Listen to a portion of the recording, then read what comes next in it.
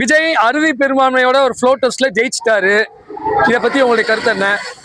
இல்ல இது முன்கூட்டே எங்களுக்கு தெரியும் ஜெயிச்சிருவாருன்னு. இல்ல திடீர் அதிமுக வேற ஒரு ஆதரவு கொடுத்திருக்கு ஒரு அணி. இதுல வந்துட்டு நீங்க அதிமுகங்கிறது வந்து ஒரு ஒரு அது வந்து இன்னைக்கு அதிமுகவா இல்ல, இன்னைக்கு வந்து ஒரு அது ஒரு அது இன்னைக்குன்னு பார்த்தா அது என்ன சொல்றது, என்னன்னு சொல்லவே முடியலையா? சொல்ல முடியாத கட்சிங்கிறது அதிமுக. ஏங்க அம்மா எம்ஜிஆர் வளர்த்த இந்த கட்சிய கெடுத்தது யார்?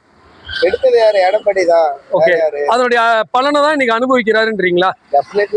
ஏன்னா எடப்பாடி பழனிசாமி அவர்கள் சசிகலா வேணானாரு, ஓ பன்னீர்செல்வம் வேணானாரு, செங்கோட்டையன் வேணானாரு, எல்லாம் இப்ப பெரிய ஆளுங்களா இருக்காங்க. நமக்கு ஆட்சி அதிகாரம் கிடைச்சதுன்னு நம்ம எல்லாத்தையும் மதிக்கணும். மதிக்கிற இடத்துல இருந்தாலே ஆட்டோமேட்டிக் உங்களுக்கு தேவையான வெற்றி கிடைக்கும். நீ மத்தவங்க மதிக்காம நீ உன்னோட வெற்றியை மட்டும் முன்னாடி போயிடுச்சு, அதுதான் என் வெற்றிக்கு காரணம். அதாவது தான் மட்டும் இருக்கணும், ஒன் மேன் ஷோவா இருக்கணும்னு நினைச்சாரோ அப்படின்னு நினைக்கிறீங்களா? அவரோட இது நடந்தது. சரி, இனி அதிமுகவின் எதிர்காலம் என்ன? இப்ப 25 அப்படின்னு பிரிஞ்சு போச்சு ஆளுங்க. இனிமே அதிமுக கட்சியோடைய வருங்காலம் எப்படி இருக்கும்? ஒரு இளைஞனா உங்களுடைய கருத்து. அதிமுகவுல இன்னைக்கு இளைஞர் இருக்காங்க. சோ அந்த இளைஞர்கள் மக்கள் சேவை செஞ்சாங்கன்னா இன்னைக்கும் அதிமுக மீட்டெடுக்க முடியும்.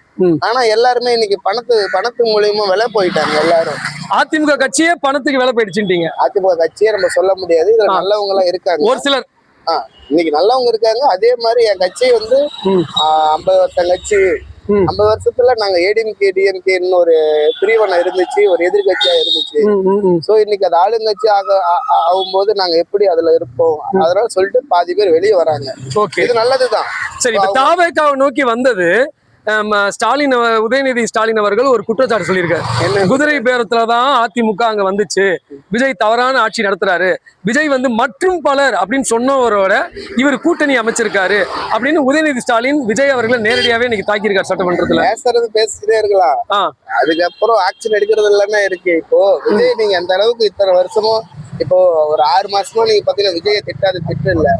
இவ்வளவு பொறுமையா இருந்து இவ்வளவு கடந்து வந்து நாங்க இவ்வளவு ஆட்சிக்கு இவ்வளவு கிட்ட வந்து ஜெயிச்சிருக்கோம்.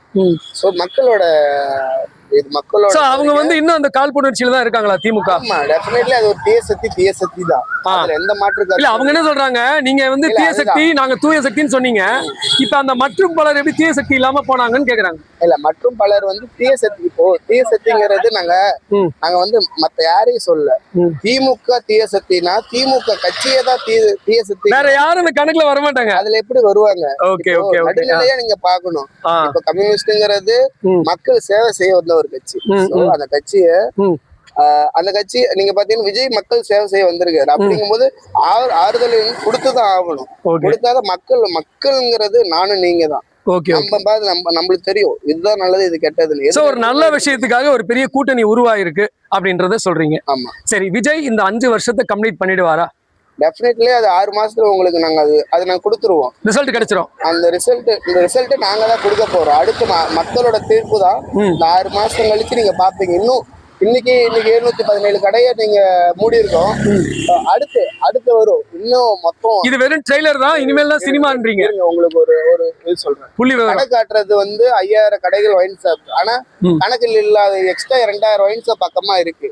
டோட்டலா இது எல்லாம் கணக்கு எடுத்து பார்த்தாலே இந்த 2000 ஒயின் ஷாப் எடுத்தனால ஆட்டோமேட்டிக்கா மக்கள் சேவை மொத்தமும் இந்த ஒயின் ஷாப்புங்கிற ஒரு மதுங்கிறது ஒரு முக்கவாசி கம்மியாயிரும், அழிய ஆரம்பிச்சிடும். Okay, good. கம்மியாயிரும். அதுக்கப்புறம் இந்த சந்து கடை வச்சிருக்கவங்கள ஒண்ணு சொல்றேன். சும்மா நான் தான் பெரிய ஆளு இந்த ஊர்ல அப்படின்னு நினைச்சுக்கிட்டு சந்து கடை வச்சிருக்கவங்க எல்லாம் ஒண்ணு தெரிஞ்சுக்கங்க. இதுக்கப்புறம் பெரிய ஆளு சின்ன ஆளுங்கன்னு சரிசமமானதான் பார்க்க போறீங்க. பெரிய ஆளு சின்ன ஆளுங்க இந்த பாடு பகுப்பாய்ப்பு இது இருக்க போறது. சரிங்க, விஜய்க்கு வாழ்த்துக்கள் தெரிவிச்சிருங்க. வாழ்த்துக்கள் அண்ணே. வெற்றி நிச்சயம், அவ்வளவுதான். வெற்றி நோக்கி போவோம். நமக்கு இங்க பார்த்துட்டு தான் இருக்கோம், நீங்களும் பார்த்துட்டு தான் இருக்கோம், நாங்களும் பார்த்துட்டு தான் இருக்கோம். எது நல்லதோ அதை எடுத்துக்கோ, கெட்டதை வேணா ஒதுக்கி. நன்றி. தேங்க்ஸ்.